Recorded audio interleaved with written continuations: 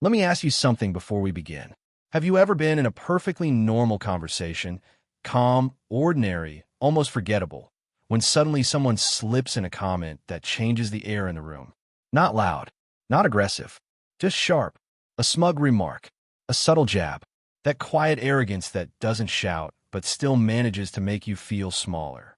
And the strange part is this. They often say it casually, as if it's nothing, yet your body reacts immediately. Your shoulders tense. Your thoughts race. Part of you wants to strike back instantly to prove something. Another part of you freezes, storing the moment to replay later in your mind when the room is silent and you're alone. Most people live between those two reactions, explosion or suppression. But there is a third way, a way that doesn't attack, a way that doesn't submit, a way that quietly dismantles arrogance without raising your voice, without explaining yourself, and without losing your dignity. And that leads us to the central question of this video. How do you disarm arrogant people without becoming arrogant yourself? And why does calm always win where ego fails? Today, we'll explore 5 deliberate phrases rooted in Stoic wisdom. These phrases don't dominate conversations. They end them cleanly, calmly, and with your self-respect intact. And the final phrase is the most powerful of all. It doesn't confront arrogance directly. It simply removes the stage it needs to survive. Why arrogance is more fragile than it appears. Stoic philosophers understood something most people miss.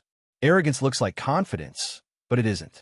Seneca observed that arrogance often arises not from strength, but from insecurity masked as superiority. It's compensation, a performance meant to hide inner instability. Epictetus taught that words themselves have no power. Insults only wound when we agree to carry them. Marcus Aurelius returned again and again to the same truth.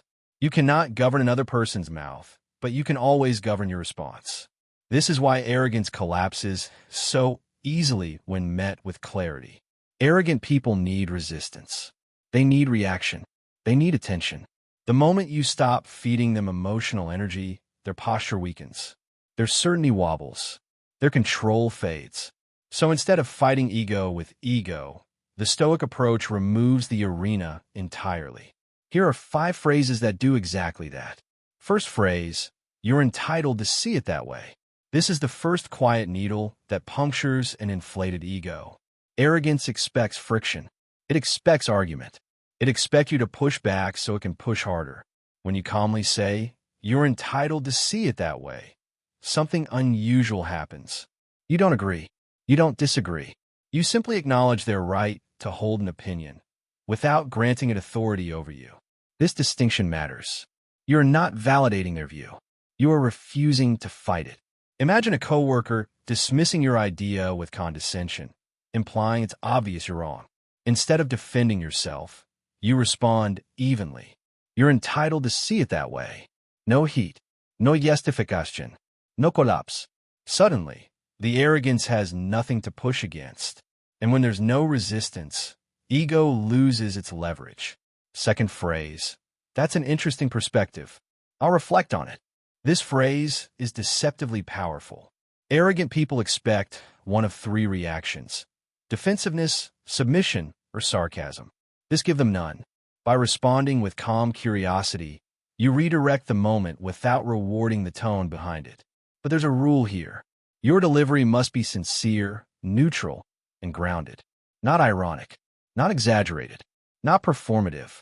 When you say, that's an interesting perspective, I'll reflect on it, you signal emotional independence. You're not shaken. You're not rushed. You are not seeking approval. And in public settings, this contrast is unmistakable. The room instinctively notices who is centered and who is compensating. Third phrase. I'd like to hear more before I respond. Arrogance thrives on speed. It pressures you to react quickly because quick reactions are easier to dominate. This phrase slows everything down. When you say, I'd like to hear more before I respond, you reclaim control of the tempo. You're communicating 3 things at once. You are not reactive. You are not intimidated by silence. You are not operating on their timeline. The Stoics believed pause was power. A person who can pause can think. A person who can think cannot be easily controlled. In tense moments, especially when someone raises their voice or sharpens their tone, this response resets the emotional field. It's not passive. It's command without aggression. Fourth phrase. It's interesting how people can see the same situation so differently. This phrase works like a philosophical mirror. Arrogance often rests on a hidden assumption. My perspective equals reality. Instead of confronting that assumption head-on, this phrase gently widens the frame. You don't accuse. You don't correct. You don't challenge. You simply introduce perspective. By doing so, you make it difficult for the other person to continue without revealing narrow-mindedness. For example, when someone states their opinion as unquestionable fact, especially in family or group settings, you respond calmly. It's interesting how people can see the same situation so differently. The temperature drops. Arrogance struggles when it can't claim absolute ground. Fifth phrase, if that brings you satisfaction, that's okay. This is the closer, the quiet door that shuts completely. Arrogant people seek dominance. They want you to compete so they can win. This phrase refuses to play the game and subtly exposes the motive behind it. This phrase refuses to play the game and subtly exposes the motive behind it. When you say, if that brings you satisfaction, that's okay, you reframe their behavior as emotional need, not superiority. You imply, without accusation, that their stance serves them, not truth. And that's why it disarms so effectively. No insult, no escalation, no reaction. You simply step above the contest entirely. The deeper Stoic lesson. Notice what all these phrases have in common. They do not escalate tension. They do not beg for validation. They do not attempt to dominate. Instead, they establish self-command. Each phrase draws a boundary, not around the other person, but around you. They communicate. My emotions are not available for manipulation. My dignity is not negotiable. My inner state is not controlled by your behavior. This is the heart of Stoicism. Stoicism isn't about sounding clever. It isn't about winning arguments. It isn't about humiliating others with superior logic. Stoicism is about refusing to abandon yourself just to prove a point.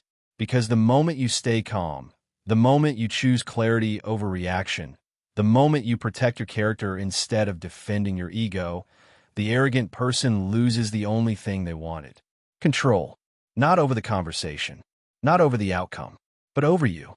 And when that control is gone, arrogance has nothing left to stand on. If you want more Stoic tools like these, simple, grounded responses you can actually use in real life to protect your peace and remain steady under pressure, stay connected with Stoic Ascend. And now let me ask you, which one of these phrases do you need most right now? And where in your life do you feel the strongest pressure to react, explain, or defend? Share it in the comments. Because every moment of tension offers a choice. Reaction or self-command. And the more often you choose calm strength, the quieter the chaos becomes, inside and around you.